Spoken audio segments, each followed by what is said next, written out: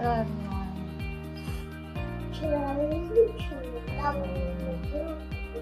Today I'm gonna show you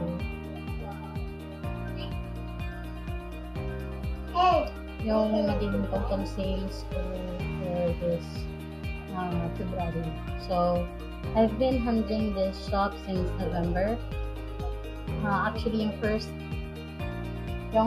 na sales nito is 730 pesos lang. So isang ano lang yun, isang order. So let's see kung ilan na yung total orders ito ngayong February. So let's click on the manage orders and let's select all and take this one out upon order and let's click the export. So nasa sayo kung pipiliin mo ang CSV or Excel.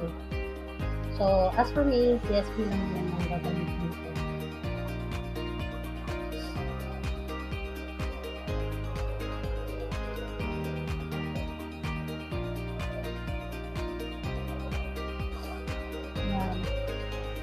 Downloaded na siya. At ito yung katsura niya.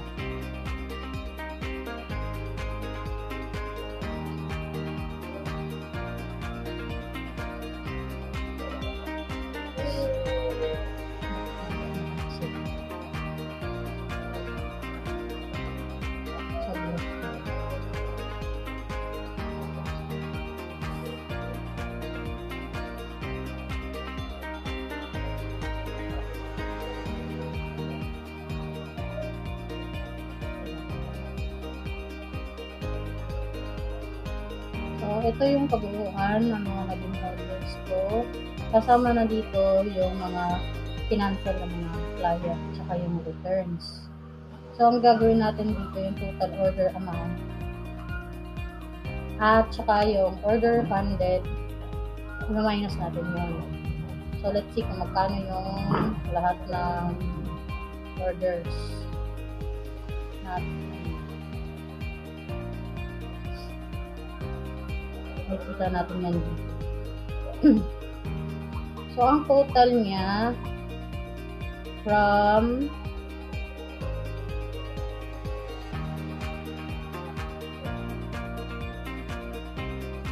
the very beginning is pumatak siya ng 41,311.73. Ito yung sa nakababa. Ngayon, 41,311.73. So, yun yung total niya. Right?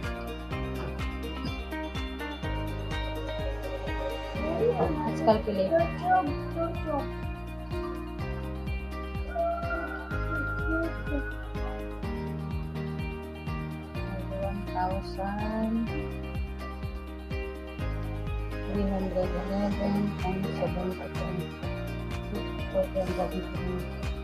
Minus natin yan dito sa order refunded. For you to see, expand ko lang muna para klaro sa inyo. Order refund amount. Ito yung sa mga cancel or mga RTS or mga binalik ng mga client natin. So, hindi naman pwede na itong total na to is yun yung papatak sa inyo. Hindi yung totoo. Ito yung mga order refund amount. Kailangan natin i-minus yun. So, ito yun. Minus natin yun dito. So, 9,271 minus 9,271.2. So, simula noon sa pinakasimula na worth of 738 lang yung order, umabot na siya sa ganitong amount. Ngayon, February na. So, November, December, January, February. So, by 3 months, ganito na yung finance niya. So, di ba? wala talagang imposible kung gusto mong simulan ng isang negosyo.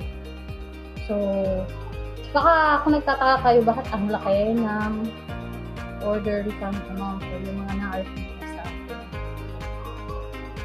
Ito kasi ang mga item kasi nito is mga baby products. And when you say baby products, mahal yung mga gatas, mahal yung mga diaper, mahal yung lalo na pag naka-bundle, yung gano'n. Meron kasi kaming bundles eh. Meron kaming bundles at saka kapag naka-bundle siya, mahal siya at malaki. Ang pinakamahal na ang pinakamahal na item sa listing ko is around 1,900 higit. Gatas yun.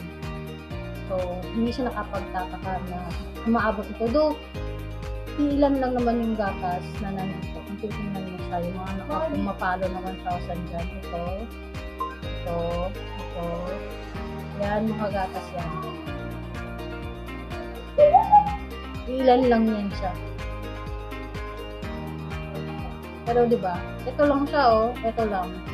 Pero kung titingnan mo siya, ayan. Napakarami na. Napakalaki na amount na siya. So ito, kung titingnan nyo, itong dalawa, hindi pala nagkamali ako. So, 1,000 higit pala sa buwan ng November. Nasa 1,439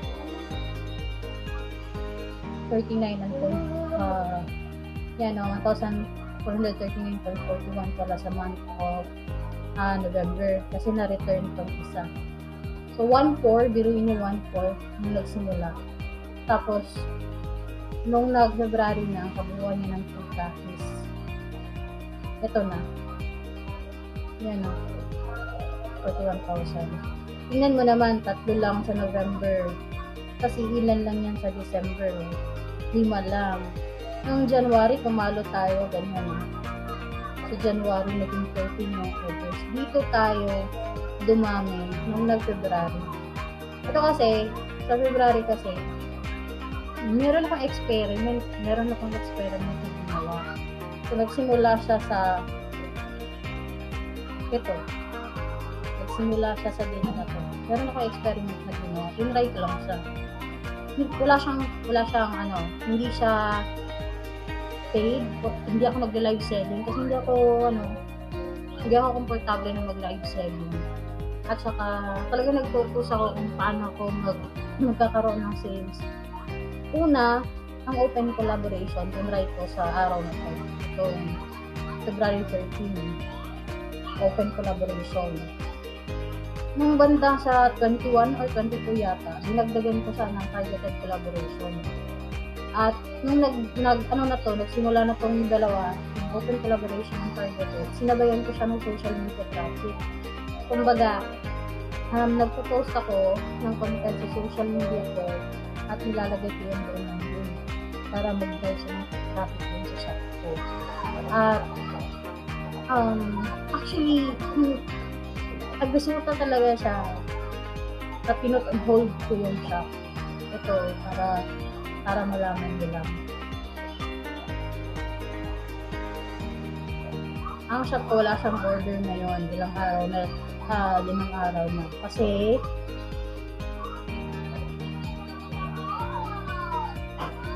naka-on holiday siya.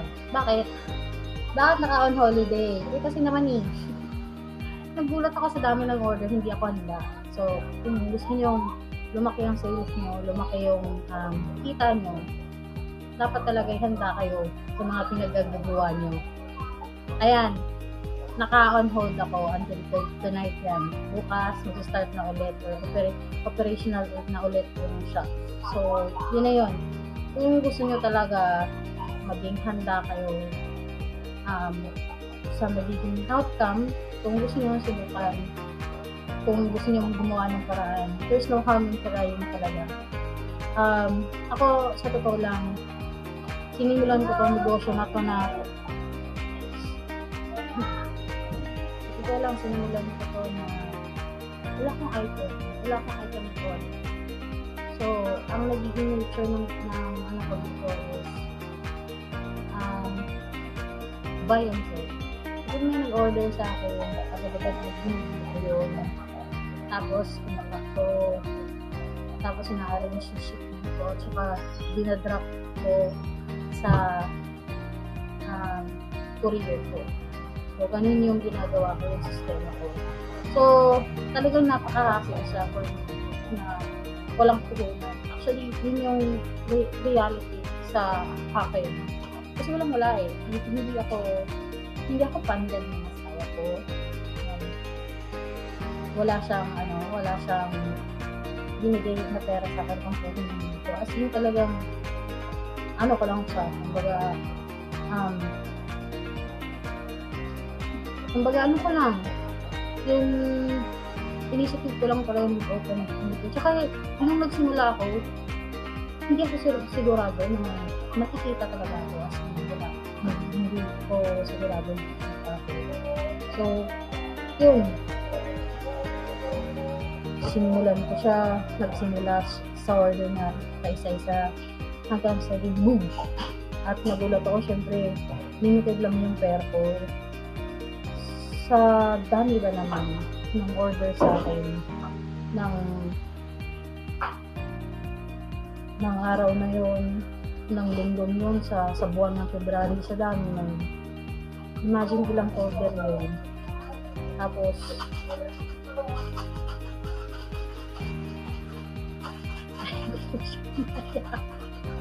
kaya ang ginawa ko, nag-reset muna ako, nag-put in holiday ako, binago ko yung ibang product ko,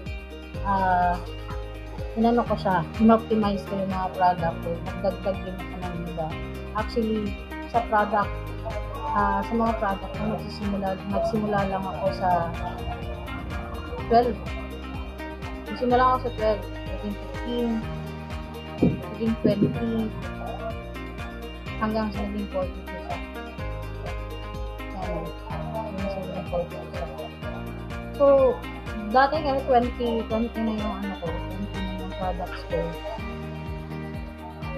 Kasi 5 lang yung order. Kasi sa isang linggo, wala, gano'n. Tapos biglang boost. Kaya, naisipan ko na yung holiday na kasi naghahanap ako ng pera na pandagdag. So, magiging tuloy-tuloy lang na gano'n hanggang sa magkaroon tayo ng tungkol. Marol natin ng marol yung pera. At kapag disclaimer lang, no, medyo mahirap kasi dito. Di ba may kumikita ka na sa past months mo, baka tatanong mo, kumikita ka na sa mga past months mo, bakit nag-holiday mo, sayang naman yung order sa'yo. Oo nga ganun nga, sayang talaga. Pero kasi meron siyang tinatawag na holding period. Ang sistema kasi ni TikTok, kapag once na i-deliver sa'yo or na-i-deliver sa customer mo yung product na in-order niya, magkakaroon pa siya, kung hindi ka top seller or sa mall or mall seller ka, kung hindi ka ganun, kung isang ordinary seller ka is magkakaroon kang 7 days hold sa sa earnings mo or sa sales mo sa TikTok. So, yun, medyo matatagalan yung buha mo, matatagalan yung pagbalik mo, pag-roll mo sa pera. So, as for me kasi na konti lang yung pinuhunan ko, kailangan ko siyang i-put on hold kasi madami ng mapapasok na order tapos naubusan na ako ng funds kasi hindi pa ako maka-order kasi may holding period na siya. So, yun. Wala akong choice kung i-put on hold siya. So, sa negosyo kasi kailangan sa modal ka eh. Pero para sa mga wala pang option, kung wala pa kayong option na pagkukuha ng pera, hindi naman siya talaga kawalan. Kung magpuput on hold ka, kasi sa naman na magkakaroon ka ng mga pending orders, hindi mo siya magkakaroon ka ng violation na hindi ka nag-order fulfill, tapos maka-cancel automatically pa yung orders na client. So, una, mag-break mo yung trust ng client, mawawalan ka ng sales. Pangalawa, magkakaroon ka pa ng bad review, lalo na kapag isang sa bagay mababalik naman yun sa kanila, no? Marerefund naman yun agad sa kanila. Pero paano pag may glitching system at hindi ma-refund yung mga paid na mga orders? So, medyo mas risky yun compare sa ipot and hold na. So, yeah, ang video na to is para lang ma-inspire kayo na wala gaano masyadong malaking tulong sa pag-negosyo. Ang tip ko sa inyo is tibay ng loob lang talaga. Huwag niyo kalimutan na mag-explore kayo sa mga bagay na kung saan kayo masaya, saan kayo komportable, saan niyo tingin sa sarili niyo na kaya niyo. So, hindi bale kung parang puhunan sa ngayon, is lang.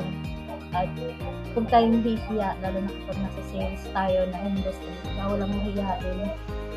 Pero sa akin talaga, hindi ko kaya yung live sa ngayon. At saka, one of the factors na hindi ko kaya ang live sa ngayon kasi wala akong on-hand na product. Yun. So, baka kung may magtanong kung about sa fulfillment, sa sistema ko na wala akong product, na paano nyo na-fulfill on time, yung mga orders ninyo, wala naman kayong on-hand na product. So, ang importante lang kasi sa pag-fulfill nyo ng orders, tapos meron kayong pera. Kumbaga, hindi naman kailangan malaki kasi hindi naman siya sa isang bultuhan. 20 order, hindi naman sa ganun. Tatlo, 5, ganun. So, kung meron kang 1,500 isang araw, pwede na. Malaki, no? Pwede na. Pero at least tubo yung 1,500. Mag-aantay ka nga lang ng 7 days or 17 days. Yan, pag nasa malayo, ako kasi base ako dito sa Mindanao. Kapag sa Luzon, yung mga nag-order sa akin, ang magiging sistema nun, 10 araw bago darating sa kanila. Plus 7 days, magiging 17 days. Ganun, tagal. Pero okay lang. Kasi kumikita naman tayo. Tsaka hindi naman natin ninakaw yung pera. Kaya yun. So, once again, ang video na to is hindi para i-brag kung magkano yung kumikita ng shop na to. Hindi rin siya yung tipong nagbo-boast ako na pinapakita ko ng ganito ko kaya kung ganito, hindi naman. I am posting this to inspire other people, lalo na yung mga nanay na nasa bahay lang, na hindi natin kailangan mag-focus sa mga problema. Kung kaya naman natin yung magagawa tayo, gawin natin. And let's start small. So, kung kaya ko, sure ako na kaya mo rin. Kahit na anong bagay na makakapagpasaya sa'yo, simulan mo. Hindi bukas, hindi sa susunod na araw, kundi ngayon. Okay? Bye! Sana may matutunan kayo. At kung meron kayong mga request, may mga tanong kayo, huwag niyong kalimutan. Or huwag kayong mahiyang magtanong dyan sa comment section.